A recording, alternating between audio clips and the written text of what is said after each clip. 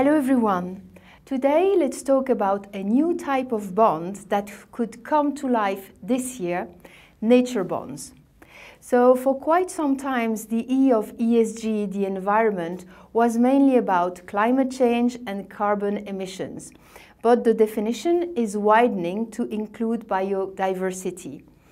The subject is crucial and the biodiversity loss is finally coming to the front line.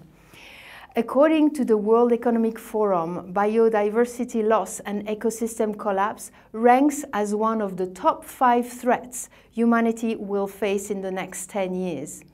Also, more than half of the world GDP depends on natural resources. So, like for other ESG matters, it is not only about doing good, it's also about financial and economical risk. How can we protect the biodiversity? Well, beyond political actions, let's talk financing.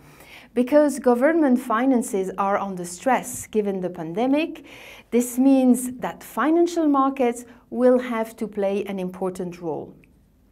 Currently, in ESG bonds, we have green bonds, social bonds, sustainability-linked bonds, and probably coming soon, nature bonds.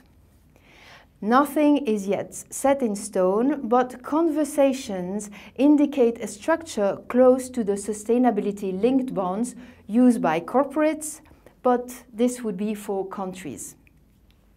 This type of structure implies no specific project, but global targets, and a penalty should be paid if the target is not reached.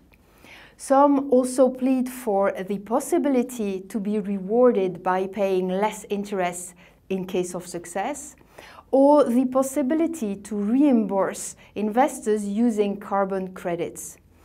Others imagine that countries could buy land and keep it wild. Preserving biodiversity has a direct impact on the financial health of a country and hence on its capacity to rise and service debt. A first candidate could be Pakistan. The country has been a heavy user of coal for power generating, but it is now transitioning. It plans, for example, to raise the share of electricity generated from renewable sources from around 5% to 20% by the end of 2025. Another country linked to coal, Poland, issued the first sovereign green bond in 2016 to finance its national parks. The Seychelles issued the first blue bond in 2018 to support sustainable fishing.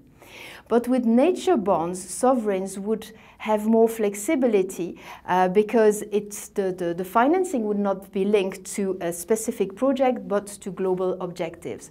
The format will perhaps be challenged by dark green investors, but it will probably be unavoidable to support countries in their major challenges. Thank you.